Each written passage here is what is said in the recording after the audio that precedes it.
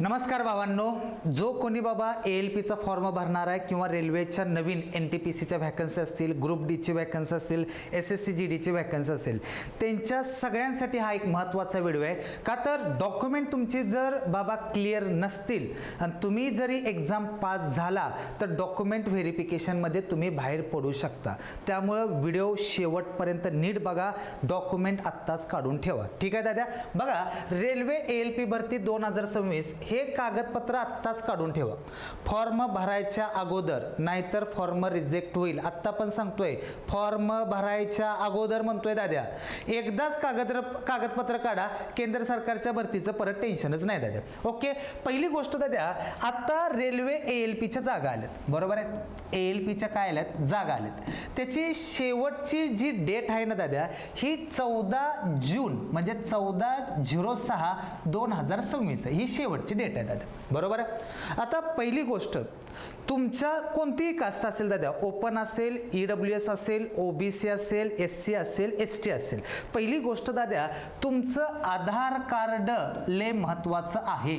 Okay, कोणाच्या आधार कार्डवर दादा आई वडिलांचं नाव, आडनावात स्पेलिंग मिस्टेक असते दादा, आधार कार्डवर बाबा तुमचं नाव काहीतरी चुकीचं झालं असेल तर ते पहिल्यांदा दुरुस्त करून घ्या. दुसरी महत्त्वाची गोष्ट, 10वीचं मार्क लिस्ट. काय दादा? 10वीचं मार्क लिस्ट दादा. 10वीच्या मार्क लिस्ट दादा हे एक मोठं आपलं प्रूफ आहे, बरोबर आहे?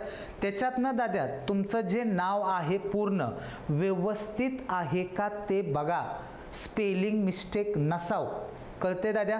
दुसरी महत्त्वाची गोष्ट, आता पहिली गोष्ट, एक दाद्या कास्ट कुठली दाद्या? जनरल, नंतर दाद्या EWS, नंतर आहे दाद्या OBC, नंतर आहे दाद्या SC आणि ST, बरोबर आहे? ओके, आता बाकीचे डॉक्युमेंट काय लागणार आहेत? मेन तर सगळ्यांना आधार कार्ड, 10वीचं मार्क लिस्ट ही सगळ्यांना लागणार आहे. जनरलचं दाद्या काय टेन्शन नाही दाद्या, बरोबर आहे? आता प्रश्न आहे दाद्या EWS. ओके दाद्या, EWS आपल्याला प्रत्येक वर्षी वेगवेगळं काढावं लागतं. कळते दाद्या? ह्या आता जे तुम्हाला EWS पाहिजे ना दाद्या, ही एक लक्ष द्या, 1 एप्रिल 2026च्या नंतरचं पाहिजे, पण 14 जून 2026च्या अगोदरचं पाहिजे. भावा, लय महत्त्वाचा पॉईंट आहे. 1 एप्रिल 2026च्या नंतर आणि ह्याची शेवटची डेट काय? 14 जून 2026, त्याच्या अगोदरचंच असलं पाहिजे. कळते दाद्या? जर समजा 14/6च्या बाबा ही 1/4/2026च्या अगोदरचा असेल आणि तुम्ही फॉर्म तसाच भरला असेल, तुम्ही डॉक्युमेंट व्हेरिफिकेशनमधनं बाहेर पडताय. पहिली गोष्ट तर क्लिअर झाली दाद्या, EWS तुम्हाला प्रत्येक वर्षी काढावंच लागतं. हां, आता दुसरी महत्त्वाची गोष्ट दाद्या, OBC. OBCला दाद्या सगळ्यात महत्त्वाची गोष्ट काय दाद्या? Non criminal. काय दाद्या?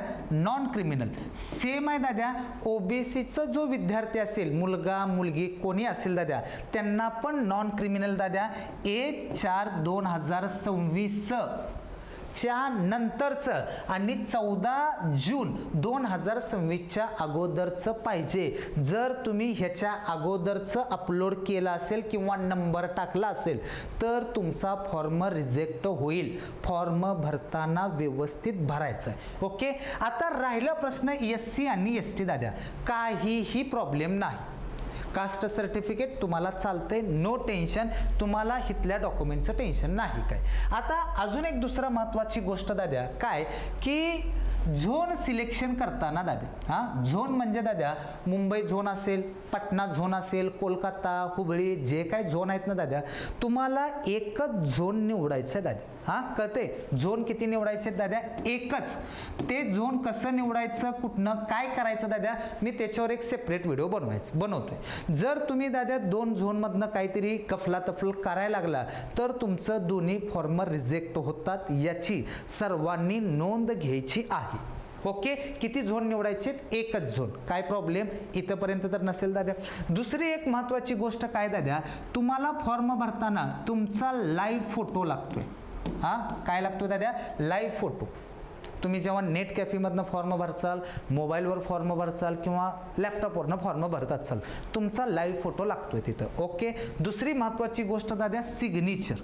काय दाद्या? सिग्नेचर. सिग्नेचर तर सगळ्यांना लागणारच आहे दाद्या. आणि दुसरी आणि सगळ्यात महत्त्वाची गोष्ट दाद्या, बँकची माहिती दाद्या.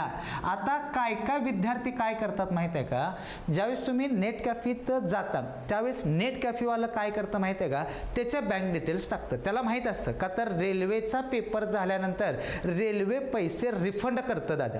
त्यामुळं पहिली गोष्ट बँकची माहिती आहे ना, ही तुमची बँकची माहिती टाका जेणेकरून पैसे तुमच्याच अकाउंटला येतील. सगळ्यात महत्त्वाचा मुद्दा दादा.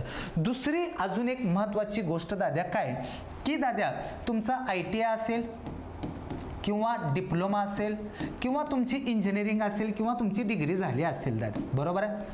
पहिली गोष्ट दाद्या, आता कोणतर पोरगं म्हणते सर मी फायनल इयरच्या सेमिस्टरला आहे, माझा अजून रिझल्ट आला नाही. भावा पहिली गोष्ट दाद्या, तू फायनल सेमिस्टरला असशील दाद्या, फायनल इयरला असशील, तुझा रिझल्ट आहे ना, हा फॉर्म भरायची शेवटची डेट आहे दाद्या 14 जून 2026. याच्या अगोदर जर तुझं मार्कलिस्ट आलं असेल तरच तू फॉर्म भरू शकतो. पहिली गोष्ट समजून घे. आणि जरी तू बाय चान्स तो फॉर्म भरला तर डॉक्युमेंट व्हेरिफिकेशनमध्ये तुला प्रॉब्लेम येतोय. इथंपर्यंत सगळ्यांना गोष्टी कळाल्या असतील. आणि अजून पण सांगतो दादा, हे डॉक्युमेंट एकदम सगळ्यांनीच काढून घ्या. परत डोक्याला ताप नको. का तर आपल्यातली लेकरं कशी आहे ती जागा आल्या तेव्हा जागी होते ती. आत्ता तू हे डॉक्युमेंट काढले ना, पुढच्या 31 मे 2027 पर्यंत जेवढ्या व्हॅकन्सी येणार आहेत ना, ह्या सगळ्यांसाठी तुला हे डॉक्युमेंट चालणार. त्यामुळे हे डॉक्युमेंट क्लिअर ठेवा, नाहीतर अभ्यास कचकाटून करचाल दाद्या, पास होचाल आणि शेवटी डॉक्युमेंट व्हेरिफिकेशनमध्ये बाहेर पडचाल. नंतर मग आम्हाला फोन सर ह्याला काय ऑप्शन आहे का, जे आहे ते तुला आत्ता सांगितलं. हे डॉक्युमेंट सगळ्यांनी व्यवस्थित काढून ठेवा. आणि आत्ता पण सांगवले, हा व्हिडिओ सगळ्यांना शेअर करा. आपल्यातल्या लेकरांना ह्या गोष्टी माहीत नाहीत. आणि जरी तुम्हाला ह्याच्याबद्दल काय डाऊट आला तर हा माझा नंबर आहे दाद्या 7057969327. या नंबरला तुम्ही कधीही कॉल करू शकता, व्हॉट्सअप करू शकता, सगळं याच्यावर. ओके भाऊ, व्हिडिओ शेअर करा, महत्त्वाच्या गोष्टी आहेत. ठीक आहे भाऊ, धन्यवाद.